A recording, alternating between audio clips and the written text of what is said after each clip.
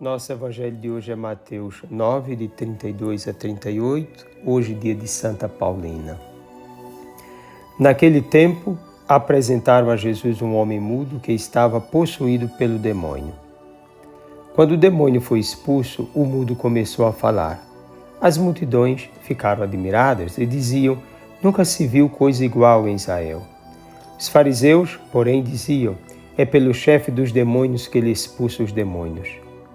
Jesus percorria todas as cidades e povoados, ensinando em suas sinagogas, pregando o evangelho do reino e curando todo tipo de doença e enfermidade. Vendo Jesus as multidões, compadeceu-se delas, porque estavam cansadas e abatidas, como ovelhas que não têm pastor. Então disse a seus discípulos: a messe é grande, mas os trabalhadores são poucos. Pedi, pois, ao dono da messe que envie trabalhadores para a sua colheita. Palavra da salvação. Nunca se viu coisa igual em Israel. O povo, de fato, nunca teve contato com alguém que pudesse ensinar-lhe com tanta sabedoria, autoridade, profundidade e amor. Nunca alguém testemunhou com tanta clareza seus ensinamentos e convicção como fez Jesus de Nazaré. Nele, o povo percebeu o renascer de uma esperança, de uma verdadeira transformação. Por outro lado, as lideranças judaicas se fecharam ao anúncio à vida de Jesus. Procuraram uma forma de desfazer sua imagem, desmerecer sua missão, afirmando que é pelo chefe dos demônios que ele expulsa os demônios. Tal afirmação não afetava diretamente Jesus, mas atrapalhava sua missão. É sabido que na vida de todo homem e mulher que se propõe viver segundo o amor e a verdade, os invejosos se insurgem e tentam destruir até mesmo contra si os mais belos raios de esperança. São eles, e não Jesus, que agem segundo os ditames satânicos. Por isso, são mudos. Consequentemente, não podem falar, proclamar as maravilhas de Deus, pois a fé ainda não lhes entrou pelos ouvidos. Jesus percorria cidades e povoados. Na medida em que se misturava com o povo, constatava que um rebanho sem pastor fica à mercê de líderes corruptos, escravizadores e, portanto, desumanos. Sua mensagem deveria chegar a todos, sem exceção. Onde pregava? O texto é claro, nas sinagogas ali existentes. As sinagogas são lugares de oração e reflexão do Antigo Testamento por parte dos judeus. Depois da destruição do Templo de Jerusalém, o povo de Deus passou a se reunir em templos menores, a fim de continuarem firmes na vivência e no aprendizado da lei de Deus. Nesses pequenos templos, Jesus pregava. O mesmo fizeram seus discípulos no início do cristianismo, até serem expulsos da convivência judaica. O que Jesus anunciava? A resposta também é clara: o Evangelho do Reino. Na verdade, Jesus mesmo é o reino presente na história.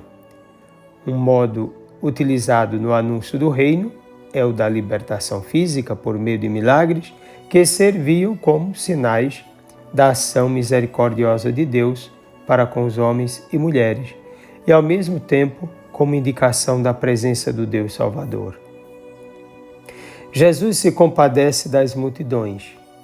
Sabe que estão no mundo sem verdadeiros líderes e que estão expostas a qualquer tipo de perseguições, assaltos, roubos, assassinatos, investidas satânicas, pessoais e de outros semelhantes.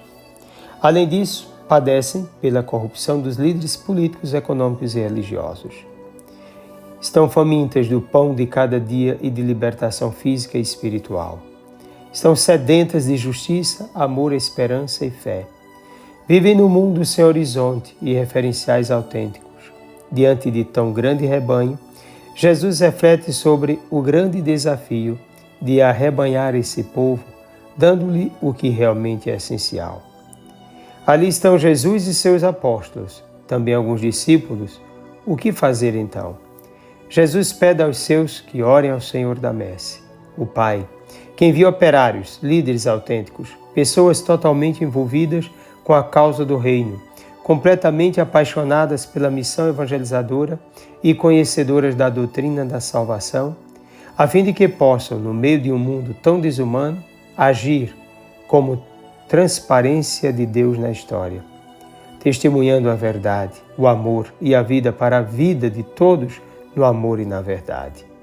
Esses devem ajudar na colheita, porque quem faz crescer e dar frutos é o próprio Senhor. Os apóstolos não constituem uma hierarquia faminta de poder e autoridade, mas de uma família missionária, prefigurada nas 12 tribos de Judá e destinada ao anúncio da salvação a todos os povos. Jesus não quis uma elite pensante, mas amigos trabalhadores na messe de Deus e tementes a Ele. Os apóstolos não têm outro objetivo senão a missão. Não foram feitos defensores de instituições, mas fundadores da Igreja de Cristo e agentes concretos da salvação das ovelhas perdidas da casa de Israel, daqueles e daquelas dos quais foram roubadas liberdade e dignidade. Por isso, dá a eles o seu poder, forma-os na sua doutrina, envia-os para as mesmas pessoas e eles devem exercer tal missão como servos, à semelhança do servo. Os discípulos de Jesus farão as mesmas coisas realizadas por ele. Não temerão o mundo, nem o poder de Deus neles. Devem aplicar o que são, por graça de Deus, em benefício de todos. Devem ser dons de Deus para o bem salvífico da humanidade. Certamente, no contexto de Jesus, antes de tudo aos judeus, mas sem negar que a missão libertadora e salvífica é para todos os povos, pois todos pertencemos a Deus.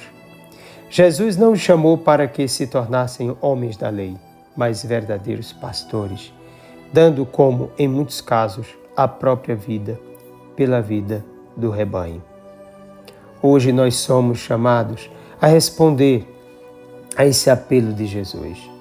Mais do que nunca, nossa sociedade e nosso mundo necessitam de homens e mulheres empenhados na missão evangelizadora. A humanidade segue sem rumo, sem destino, sem horizonte, sem referenciais e sem freios. É urgente que surjam homens e mulheres de oração e compromisso, pessoas conhecedoras da doutrina e da verdade do ser humano, homens e mulheres capazes de ser instrumentos da ação de Deus na história, tendo como único interesse fazer o bem, salvar e educar na fé aqueles e aquelas que serão os novos discípulos de Jesus. Não se pode mais perder tempo. É agora a hora de se tomar uma decisão radical por Ele, por Cristo. O chamado de Deus não foi cessado. Deus não desistiu de chamar homens e mulheres para a missão. Se em você existe uma pequena chama de um convite de Deus, então abra o seu coração e, sem medo, entregue-se a Ele. Não destrua dentro de você o dom de Deus para a salvação do outro. Desça sobre ti a bênção do Deus Todo-Poderoso, Pai, Filho e Espírito Santo. Um forte e carinhoso abraço.